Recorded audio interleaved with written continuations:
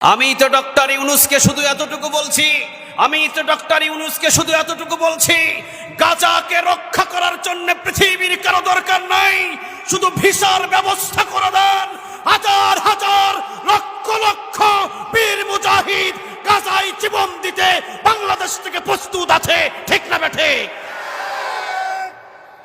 হাজার হাজার যুবক প্রস্তুত আছে।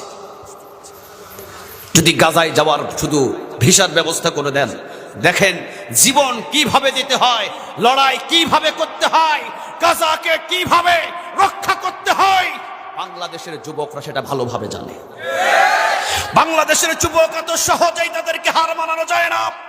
17টা বছর পর্যন্ত এই বাংলার জমিনের ভিতরে যুবকদের উপরে অত্যাচার হয়েছে, যুবকদের গুম করা হয়েছে, যুবকদের ঘুম হারাম করা হয়েছে। এরপরেও বাংলাদেশ থেকে একটি দলকে কেউ মুছে দিতে পারে না। বাংলাদেশের যুবকেরা জানে, বাংলাদেশের বীর মুজাহিদেরা জানে যে 17 বছর নয়, 17,000 বছর যদি কোনো জালিম ক্ষমতায় বসে থাকে আর আমাদেরকে যদি হত্যা করে, হামলা দেয়, মামলা দেয়, জেল দেয়, জুলুম দেয়, এরপরও কোরআন বুকে নিয়ে ময়দানে 17,000 বছর লড়ে যাবে। পিছনে হাঁটার জন্য বাংলার যুবকদের জন্ম হয় না। এই জন্য আমি বলেছিলাম যদি কোনো সুযোগ থাকে সুযোগ করে দেন। দেখেন বাংলাদেশের যুবক কিভাবে জিহাদের ময়দানে ঝাঁপিয়ে পড়ে, সারা বিশ্ব তাকিয়ে থাকবে, ঠিক না ঠিক? সৌদি আরবের সালমান যা করতে পারে নাই, পৃথিবীর যে ইসলামী সরকারগুলো করতে পারে নাই, বাংলাদেশ থেকে ভিসার ব্যবস্থা করে দেন, বাংলাদেশের বীর মুজাহিদরা সেটা করে দেখাবে, সেটা করে দেখিয়ে দিবে ইনশাআল্লাহ। কারণ আমরা একজনকে জীবনের চাইতে ভালোবাসি। আওয়াজ দিয়ে বলেন তিনি কে? আরো জোরে আওয়াজ দিয়ে বলেন তিনি কে? আবুল আহাবের রক্ত বাংলার বীর মুজাহিদের শরীরে নাই। আবুল আহাবের রক্ত বীর মুজাহিদ যুবকদের শরীরে নাই। উদ্বার রক্ত নিয়ে আমরা বাংলার জমিনে জন্ম নিই নাই। আমাদের শরীরে আবু বকর, ওমর, ওসমান, আলীর রক্ত প্রবাহিত মা। ময়দান কিভাবে দখল করতে হয়, ময়দানে কিভাবে টিকে থাকতে হয়, আমরা বাংলার জনগণ ভালোভাবেই জানি, ঠিক না ঠিক?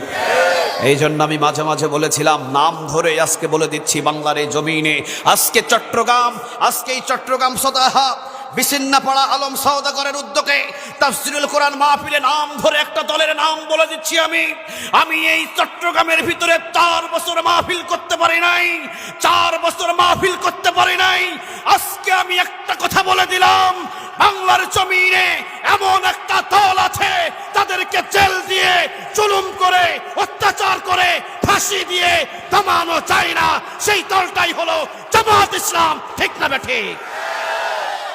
এরা জীবন দিতে জানে কিন্তু জীবনে কোনোদিন পিছু হাঁটতে জানে না, ঠিক না ঠিক? 17 বছর পর্যন্ত সবচেয়ে বেশি যে দলের উপরে নির্যাতন হয়েছে সেটা হলো জামাত ইসলাম।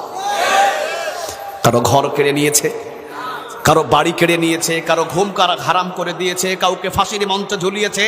এমন পরিস্থিতি হয়েছে 12 বছর পর্যন্ত নিজের ঘরে ঘুমাতে পারে নাই। শুধু তাই নয়, বাবাকে ফাঁসিতে ঝুলিয়ে দেওয়া হয়েছে, আবার ছেলেকে আয়না ঘরে 12 বছর বন্দি রাখা হয়েছে। এমন রিপোর্ট নাই, এমন ইতিহাস নাই। তারপরও কি এই দলটাকে হারানো গিয়েছে? কোরআনের একটি হক দল বাংলার জমিনে টিকে থাকবে ইনশাআল্লাহ। আর একটু জোরে বলেন ইনশাআল্লাহ। এই জন্য বিশ্বনবী নিজেই বলেছেন বাইতুল মুকাদ্দাস রক্ষা হবে, বাইতুল মুকাদ্দাস মুসলমানদের দখলেই চলে আসবে। যেমন তেমন কোন কর্মী, যেমন তেমন বাপের সন্তান, যেমন তেমন আল্লাহওয়ালা বাইতুল মুকাদ্দাস দখল করবে না। তারাই দখল করবে যারা আল্লাহর জন্য জীবন দিতে 24 ঘন্টায় প্রস্তুত থাকে, ঠিক না ঠিক?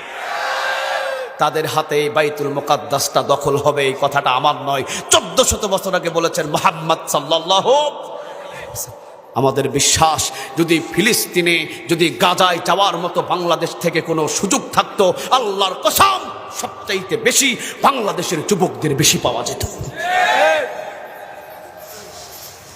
যদিও মুখে দাড়ি নেই, যদিও 5 ওয়াক্ত নামাজ কম পড়ে, যদিও তোরা কোরআন তেলাওয়াত শুদ্ধভাবে পারে না, কিন্তু বিশ্বের ভিতরে কোনো মুসলমানের উপরে আক্রমণ হলে সবচাইতে বেশি পেরেশান হয়ে পড়ে আমি মনে করি এই বাংলাদেশের মানুষেরা।